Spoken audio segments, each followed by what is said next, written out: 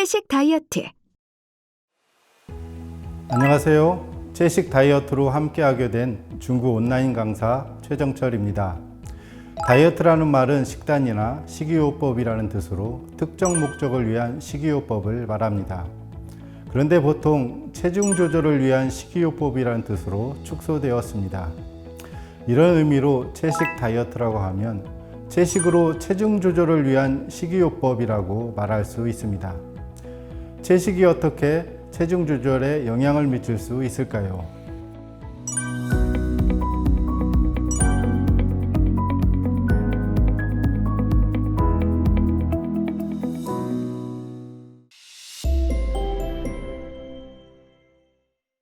먼저 우리 몸의 소화기관과 조절 기능에 대해 알아봅시다.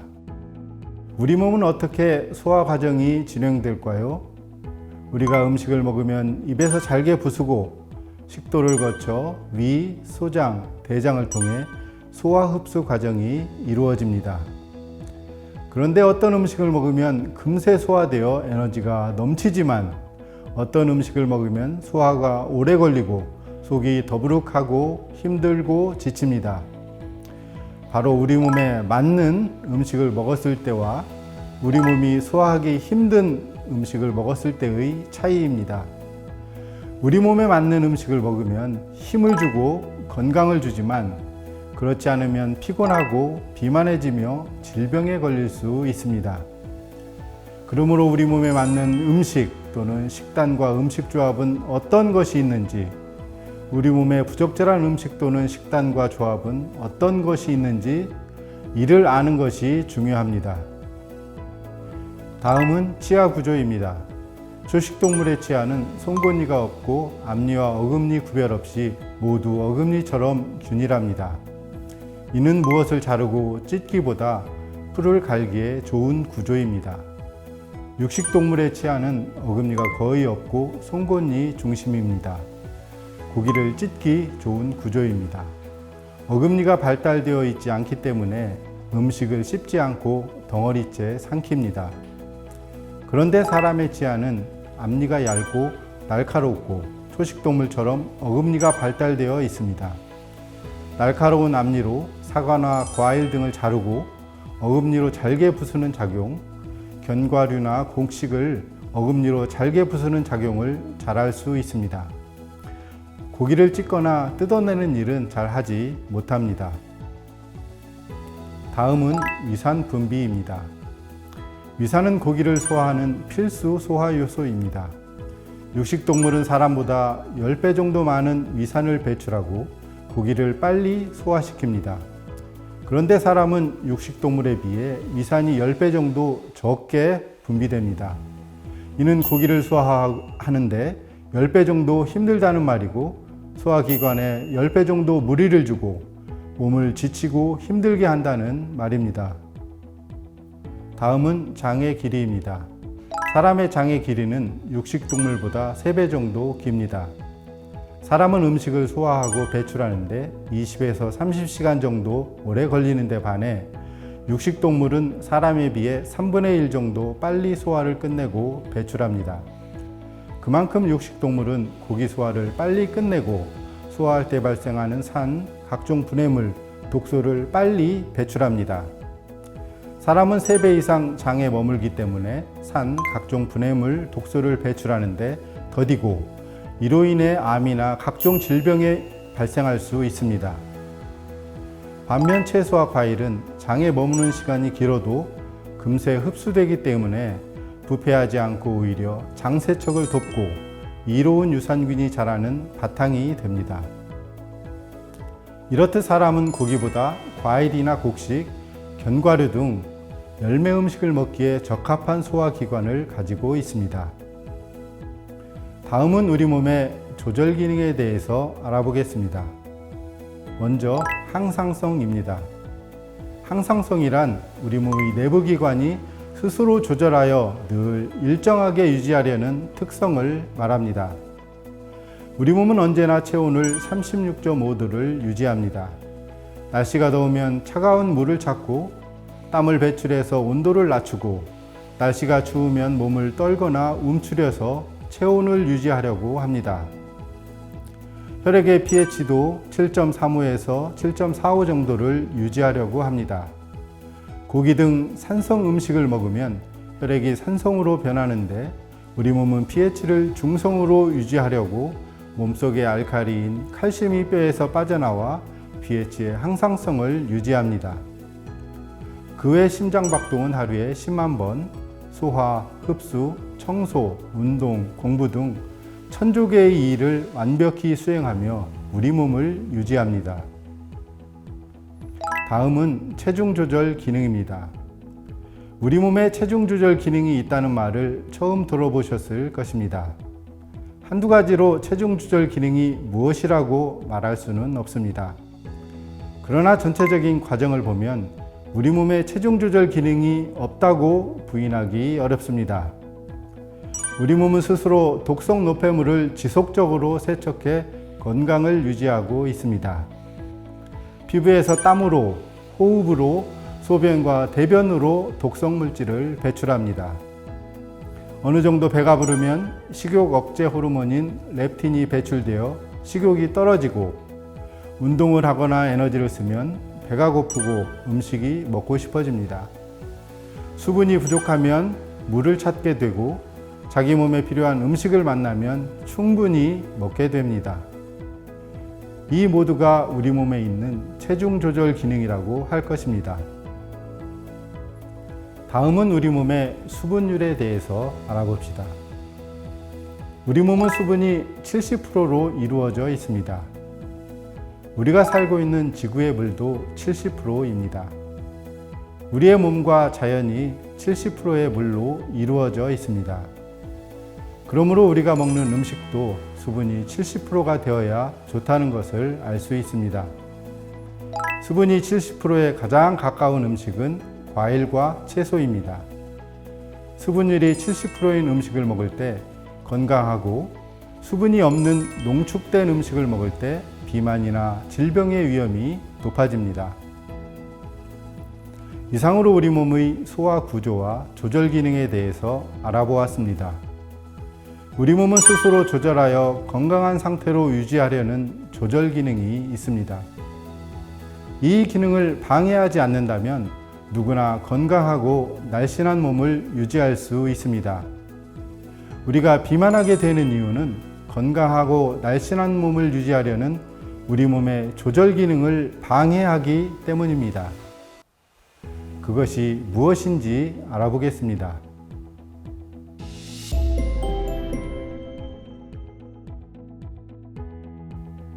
두 번째로 우리 몸의 조절 기능을 방해하는 비만의 원인에 대해 알아봅시다. 비만의 원인은 다양하지만 먼저 몸속의 독소 또는 독혈증입니다. 몸에 과잉 독소가 쌓여 저장되는 것이 비만입니다. 반대로 몸의 독소를 제거하면 날씬한 몸이 됩니다. 우리 몸은 매일 신진대사 과정을 통해서 독성 노폐물이 만들어집니다. 또 우리가 먹는 음식을 소화시키지 못하거나 효율적으로 이용되지 않는 찌꺼기가 독성 노폐물로 만들어집니다. 이 독성 노폐물이 제거되는 것보다 생성되는 것이 더 많으면 어떻게 될까요? 초과되는 독성 노폐물은 당연히 우리 몸 어딘가에 쌓입니다. 바로 이것이 비만으로 이어집니다. 그리고 이 독소는 산성입니다. 몸에 산성이 쌓이면 몸은 이를 중화시키기 위해 수분을 흡수하게 되고 체중이 늘어나게 됩니다. 매일 몸에서 제거하는 것보다 더 많은 독성 노폐물이 만들어지면 그것들은 어디에 저장할까요? 우리 몸의 지방 조직과 근육에 저장됩니다. 지방 조직과 근육이 독성 노폐물을 저장하기에 가장 안전한 장소이기 때문입니다. 대표적인 곳이 허벅지, 엉덩이, 허리둘레, 팔뚝, 턱 밑입니다. 독성 노폐물 문제를 해결하지 않으면 비만을 해결하기 어렵습니다. 다음은 비만의 원인으로 배출 주기를 위반한 결과입니다. 자연은 문제가 생기면 스스로 알아서 정화하고 치유합니다. 우리 몸도 문제가 닥쳤을 때 스스로 알아서 정화하고 스스로 치유하며 스스로 건강한 상태를 유지하는 방향으로 나아갑니다. 자연의 모든 정화 기능이 우리의 몸에도 있습니다. 따라서 자연의 법칙을 따르면 어떤 사람도 살이 찌지 않고 날씬한 몸을 유지할 수 있습니다. 그중 대표적인 것이 우리 몸의 24시간 순환 리듬입니다. 우리 몸에는 섭취주기, 동화주기, 배출주기가 있습니다. 낮 12시부터 저녁 8시까지가 음식을 섭취하는 섭취주기이고 저녁 8시부터 새벽 4시까지가 우리가 섭취한 음식을 사용하여 우리 몸에 필요한 조직에 보내거나 보수하는 동화주기입니다. 새벽 4시부터 낮 12시까지 우리 몸의 노폐물과 음식 찌꺼기를 배출하는 배출주기입니다. 배출주기를 지키지 않을 때 독성 노폐물을 배출하지 못해 비만이 됩니다. 우리의 전통적인 식습관에서 배출주기를 지속적으로 방해했습니다. 아침을 든든히 먹어야 한다는 말을 자주 듣습니다. 그런데 아침을 든든히 먹는 것은 배출주기를 방해하는 것이고 독소 배출을 방해하여 비만의 원인이 됩니다. 다음은 비만의 원인으로 육식에 대해서 알아보겠습니다. 육식, 곧 단백질이 많은 음식은 탄수화물에 비해 소화 과정이 복잡하고 소화에 많은 에너지가 필요합니다. 과일을 제외한 일반적인 음식은 위장과 소장과 대장을 거쳐 몸 밖으로 완전히 빠져나가는데 평균 25에서 30시간이 걸립니다. 육류를 먹으면 그 시간은 2배 이상 걸립니다. 그래서 고기를 먹으면 소화에 시간과 에너지를 많이 쓰기 때문에 독성 노폐물을 제거하는 데 사용할 시간과 에너지가 그만큼 줄어들게 됩니다. 추가된 단백질은 우리에게 에너지를 빼앗아갈 뿐만 아니라 우리 몸속에서 독소를 뿜어냅니다. 그 중에 많은 양의 요산을 우리 몸의 내부에 뿜어냅니다.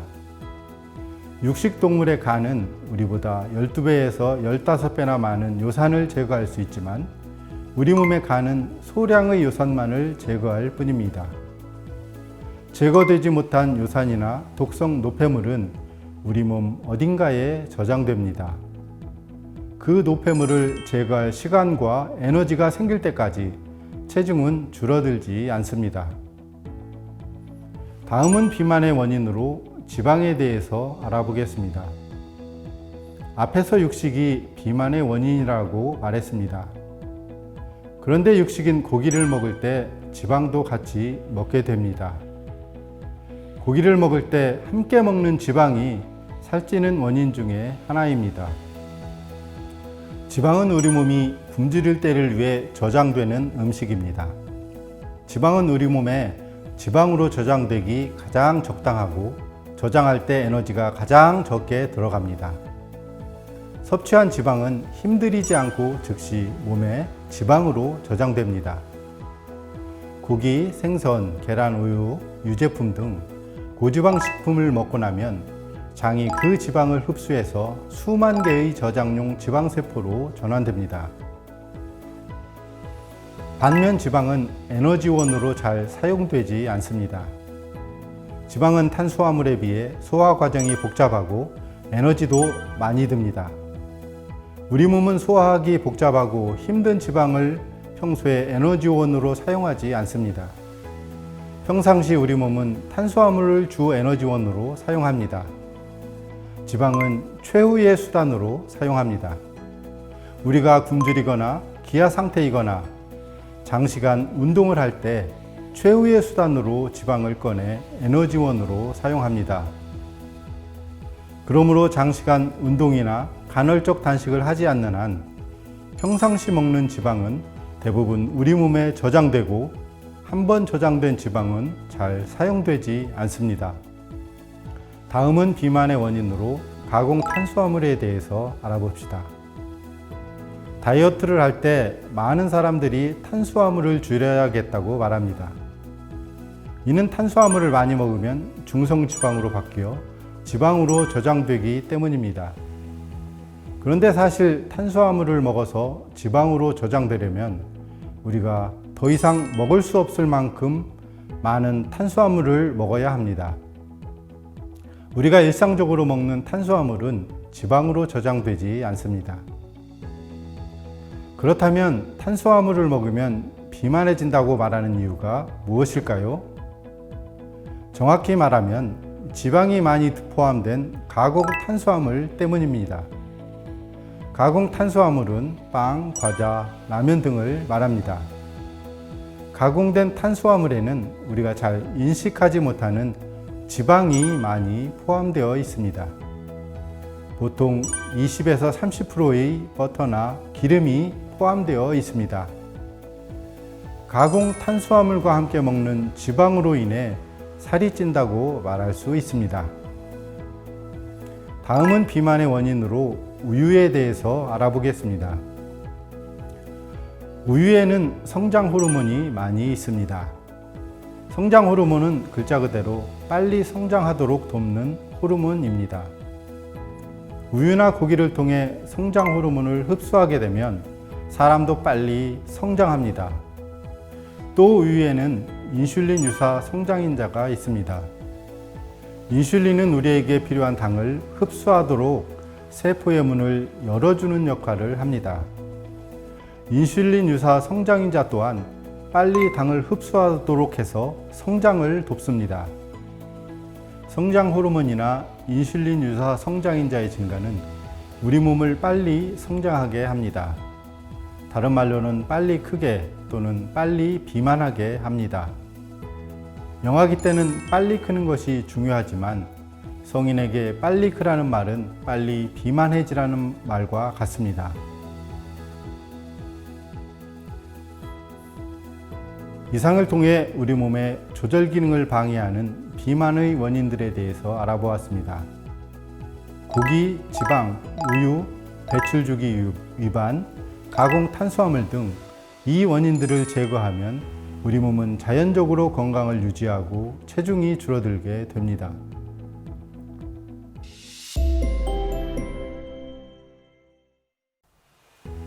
이제 마지막으로 살이 빠지는 채식 다이어트 방법에 대해서 알아봅시다. 먼저 살이 빠지는 원리에 대해서 알아봅시다. 앞에서 우리가 살찌는 이유가 독소라고 말했습니다. 살이 빠지는 원리는 우리 몸에 쌓인 독소를 배출하는 것입니다. 독소 배출을 잘 하려면 새벽 4시에서 낮 12시까지 독소 배출 주기를 방해하지 않는 것입니다. 밤 사이에 쌓인 독소를 배출하도록 돕는 것입니다. 다음은 독소 배출을 할 수 있는 시간과 에너지를 많이 얻는 것입니다. 우리 몸에서 가장 에너지를 많이 소모하는 곳이 어디인지 아십니까? 네, 그곳은 바로 소화기관입니다. 우리 몸은 음식이 들어오면 최우선적으로 소화를 시킵니다. 음식이 소화되지 않으면 부패하고 생명이 위험하기 때문입니다. 우리 몸은 음식이 들어오면 제일 우선적으로 소화에 시간과 에너지를 씁니다. 그래서 소화 시간은 최소한으로 줄이는 음식, 에너지는 최대한으로 얻는 음식을 먹는 것이 살을 빼는 원리입니다. 그러면 어떤 음식을 어떻게 먹어야 소화 시간이 적고 많은 에너지를 얻을 수 있을까요? 한 끼에 한 가지 음식을 먹어야 합니다. 한 끼에 한 가지 음식을 먹는다는 것은 과일이면 과일만, 밥이면 밥과 채소만, 고기면 고기와 채소만 먹으라는 말입니다. 과일과 밥, 밥과 고기를 섞어 먹지 말라는 말입니다.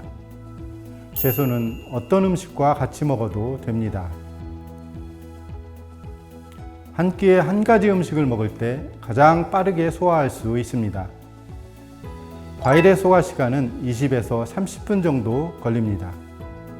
과일은 제일 소화 시간이 짧은 음식입니다. 그 다음은 곡식, 탄수화물 식품입니다. 곡식은 2시간의 소화 시간이 걸립니다. 그 다음은 육식, 곧 단백질 식품입니다. 단백질 식품은 4시간의 소화 시간이 걸립니다. 그러나 과일이나 곡식, 고기 등을 섞어 먹으면 8시간 이상이 걸립니다. 그러므로 한 가지 종류의 음식을 먹는 것이 소화 시간을 단축하고 많은 에너지를 얻을 수 있습니다. 소화시키고 남은 시간과 에너지로 우리 몸은 스스로 우리 몸의 독소를 제거하고 보수하며 건강한 몸을 만들 것입니다. 다음은 섞어 먹지 말아야 합니다. 우리 몸은 위에서 한 가지 이상의 농축 음식을 동시에 소화시킬 수 없도록 만들어져 있습니다. 인간은 여러 가지 형태의 소화기관을 가지고 있지 않습니다. 섞어 먹는다는 것은 과일과 밥과 고기, 우유와 서로 다른 종류의 고기 등 다른 종류의 음식과 같이 먹는 것을 말합니다. 곡식과 고기를 함께 먹는 음식 조합은 가장 소화시키기 어렵고 소화 시간이 많이 걸립니다.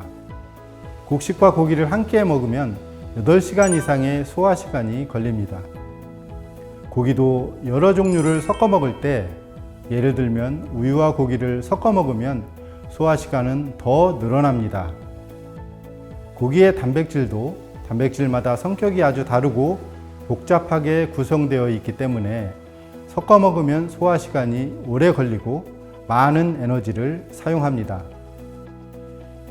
이처럼 섞어 먹으면 거의 하루 종일 음식을 소화해야 하고 몸이 가진 에너지를 하루 종일 소모해야 합니다. 그러므로 섞어 먹으면 독소를 제거하고 우리 몸을 유지보수할 시간과 에너지를 얻을 수 없습니다. 다음은 수분이 많은 살아있는 음식을 먹어야 합니다. 우리 몸의 70%가 수분으로 이루어져 있습니다.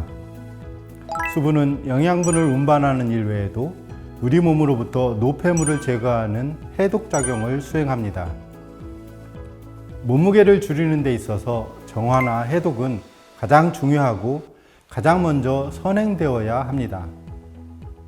우리 몸에 있는 것은 그것이 무엇이든지 깨끗하게 세척해야 합니다. 그러려면 우리는 수분이 70%인 음식을 먹어야 합니다. 수분이 많은 음식은 과일과 채소입니다. 또한 날씬한 몸매로 활력이 넘치고 원기왕성하게 살려면 살아있는 음식을 먹어야 합니다. 살아있는 몸은 살아있는 음식으로 만들어집니다.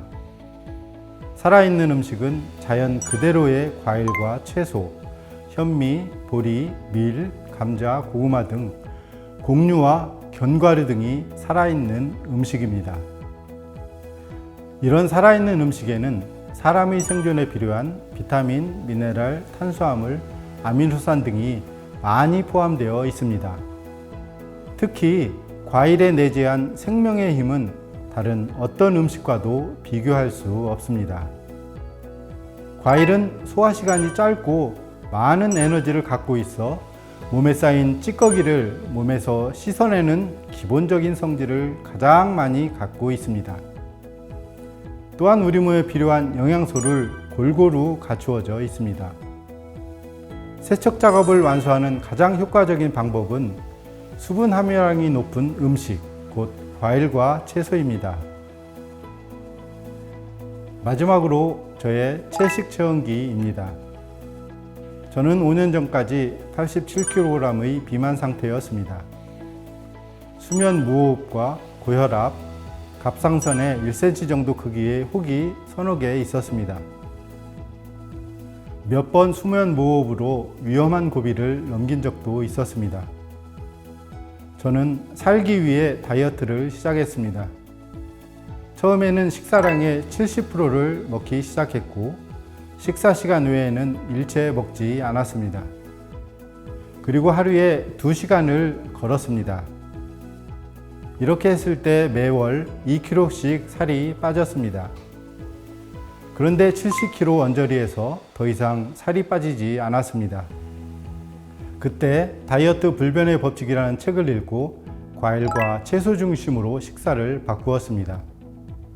이렇게 한 달 동안 과일식을 했을 때 몸무게가 63kg으로 줄었습니다.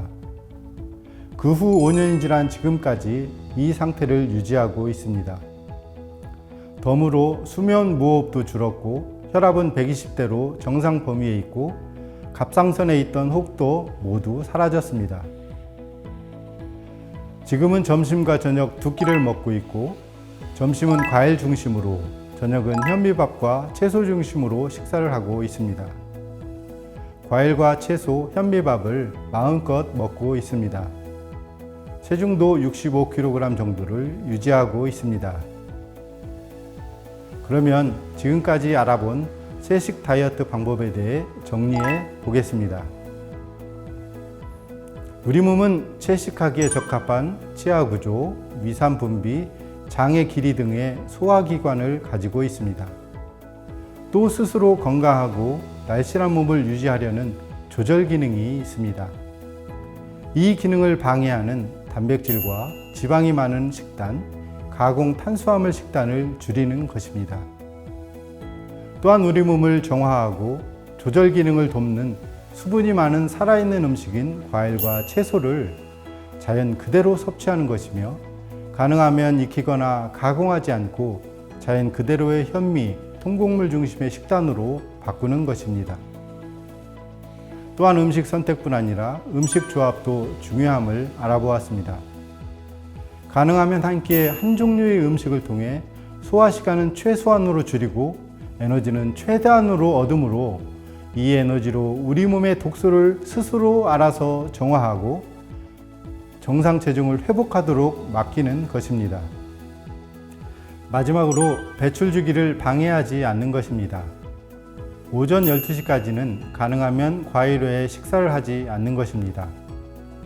우리 몸이 독소 배출을 통해 스스로 치유하고 회복하도록 시간을 주고 맡기는 것입니다. 여러분 모두가 채식과 음식 조합, 배출 주기를 통해 건강하고 날씬한 몸을 유지하기 바랍니다. 그래서 활력 있고 행복한 삶을 살 수 있게 되기를 바랍니다. 누구나 채식을 하면 건강하고 날씬해질 수 있습니다. 채식으로 날씬하게 살아가시길 바랍니다. 감사합니다.